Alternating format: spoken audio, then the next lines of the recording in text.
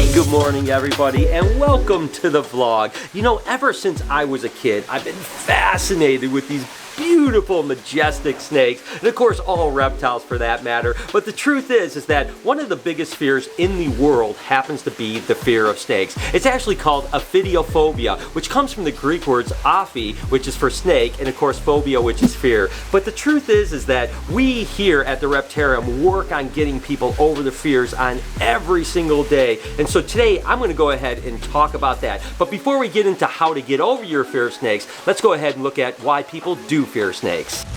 For some people, being surrounded by thousands of snakes like I am right now would be their worst nightmare and they would have a heart attack. For me, it's absolutely something that I'm amazed with and I love every single day at it. But let's go ahead and break down why people fear such beautiful animals like snakes. Oftentimes, it can be a learned thing. We've all heard the story about my brother chased me when I was a kid and threw a snake on me and now I'm traumatized. It happens all the time. I hear that more and more, and sometimes it's just a matter of like, hey, I was out in the woods when I was a kid and I got bit by a snake and now I fear them all the time. Oftentimes it can literally be something that kids learn from their parents. You know, we have a birthday party that's going to be happening here pretty soon, and I'll take out animals like Sweetie the blood python here, and oftentimes the kids are so excited about it. They come in, they're just excited. Of course they're coming to the Reptarium because they love reptiles for their birthday party, right? But you'll hear some of the parents saying stuff like, oh, be careful, that snake might hurt you, or they'll be like, ooh, that's disgusting. You know, hearing a parent say that and a kid that might be really excited about reptiles and snakes in particular, and then hearing their parent kind of chastise them about it, that can sometimes cause that kid that loves snakes to think that they're kind of gross, and eventually,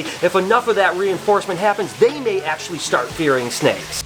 Weirdly enough, we've noticed here at the Reptarium that there's some certain snakes and colors of snakes that kind of instill more fear in people. Take for instance night fear here. Sometimes people will actually be freaked out by him, but that same person would literally be excited to hold an animal like Perdita. Perdita not only is a larger snake, but they're the same snake. They're both reticulated pythons. But for some reason, a darker snake like Night Fury freaks them out, but then they see this beautiful white snake with black freckles and they just think it's so cute and cuddly, they want to hold her. But not all fear is actually learned. Weirdly enough, anthropologists actually believe that the development of the human brain to the intelligence that we are now is directly correlated potentially with snakes. What they think is that early on in evolution, the people that were smart enough to avoid snakes because there could be danger with snakes, of course venomous snakes, actually were more likely to survive and then ultimately breed and pass on that kind of inherent fear of snakes.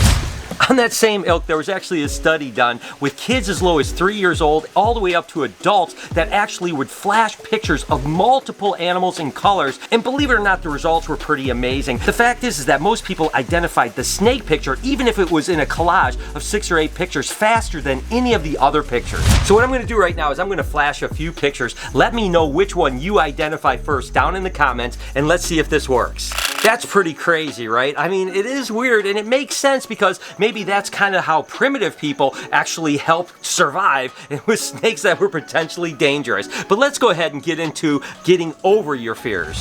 Now, keeping in mind that fear is basically the lack of knowledge. The more you learn, the less you fear. So if you fear something, you should learn as much as you possibly can about it. The more you learn, the less that fear actually happens. Now, with me, I have to learn a lot about spiders because I was terrified of spiders. But then I started to learn a ton about them and I feared them a little less. But I still didn't really want to hold them, to be totally honest with you. So the next thing we did was exposure therapy, basically. The more you kind of expose yourself to them. Sometimes first you want to just take a look at them from afar, eventually getting a little closer, a little bit closer, a little longer, maybe then touching one, and then ultimately trying to hold one. It may be freaky at first, trust me, but the more you do it, the less you fear it. Now, I love spiders. I think they're absolutely amazing. Just a few years ago, I couldn't even get this close without passing out, and now I pick them up all the time, and I look at them, I think they're absolutely amazing. So exposing yourself to the things that you fear oftentimes will get you over your fears. You guys have all heard of keeping up with the Joneses, right? Well, basically, we have a birthday party that's about to get started right now, and oftentimes, obviously, the birthday boy or girl is super excited about reptiles, but not all their friends are. There's always some friends that are like, oh my god, it's so freaky. But what happens is that they start seeing their friends holding these snakes, having a great time, not getting hurt, and then they start to get that Jones effects, right? Where they basically like, well, now I can handle snakes. And almost every single time, every kid starts to handle all the snakes. And then the kids that were maybe a little fearful realize, wow, these snakes are absolutely incredible.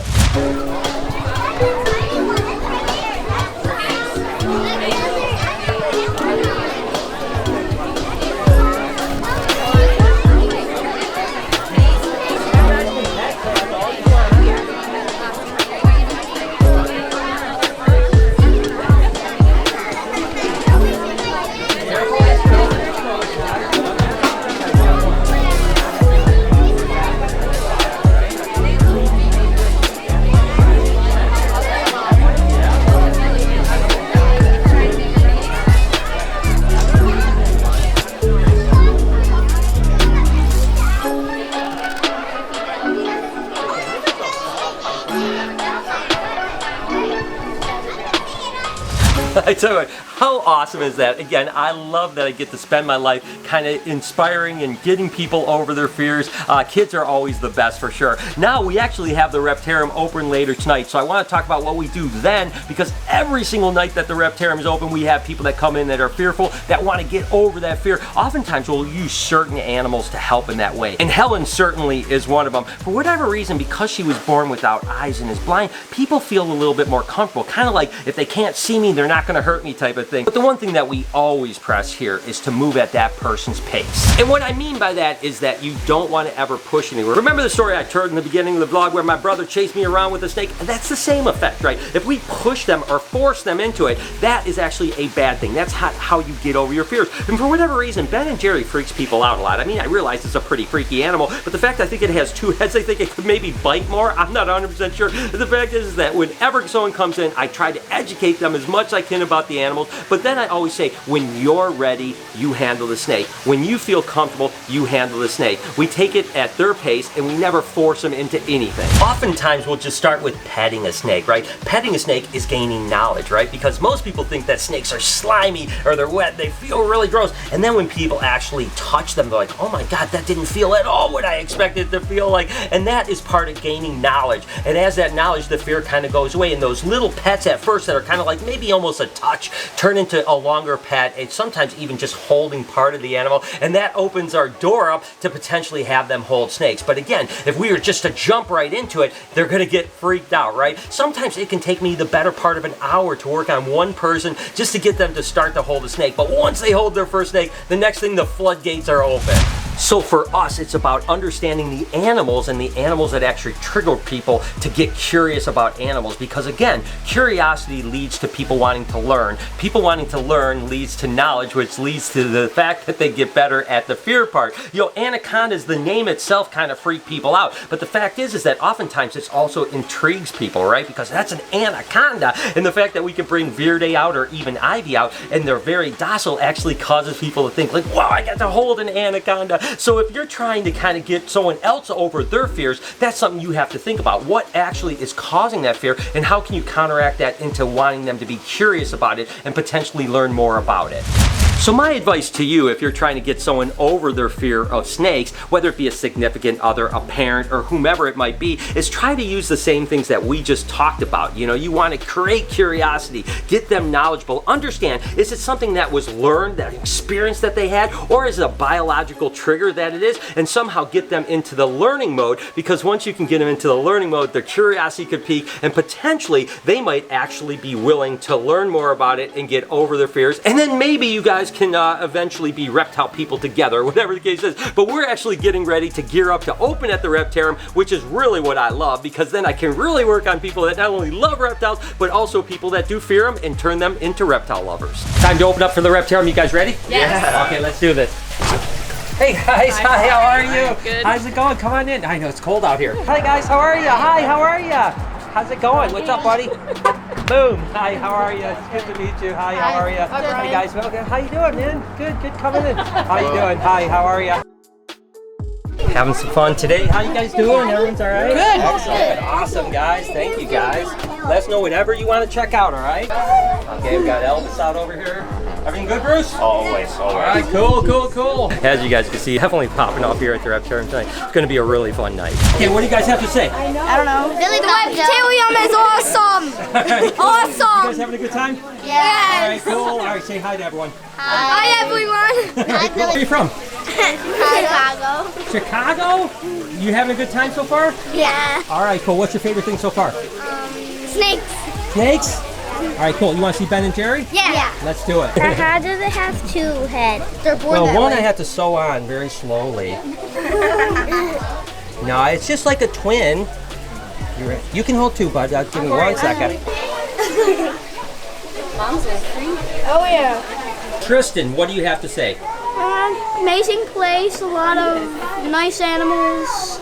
Love the snakes. So this is a new one for me. Salt was, I was putting her back and she decided she was going to grab my shirt and not let go. So what are you thinking right now, girl? What do you got going on? Okay, well this, I wouldn't have ever expected this. What are you doing, silly monkey? Oh, that's a jumping tarantula, huh? Uh-oh. No, it's not. Having an absolutely amazing night here at the Reptile. I know I haven't shared this with you guys lately, but we have a blast here, and we're actually going to feed Lucy in a minute too, and of course butterscotch. Okay, so you guys are ready for our feeding? Yeah! All right, be truthful. How many people want to see me get eaten? That's what I thought. Oh, look at, she's ready. Oh, Lucy is ready. Okay, guys, you ready? Yeah. So the deal is we're going to feed Lucy, and then when we're done with that, we're going to go down there and we're going to feed Butterscotch. She's up in the top cage, and she's hopefully going to grab a rabbit out of the air, and hopefully Lucy isn't going to get me. Let's go. Come on.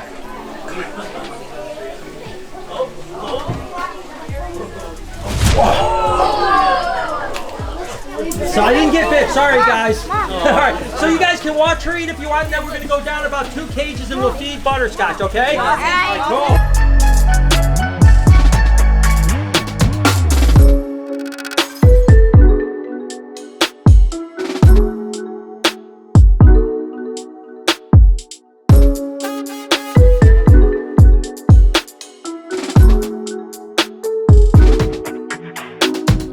It's coming off.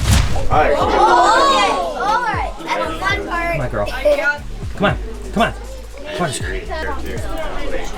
She can get me from here, that's the problem. Those songs the buddy had.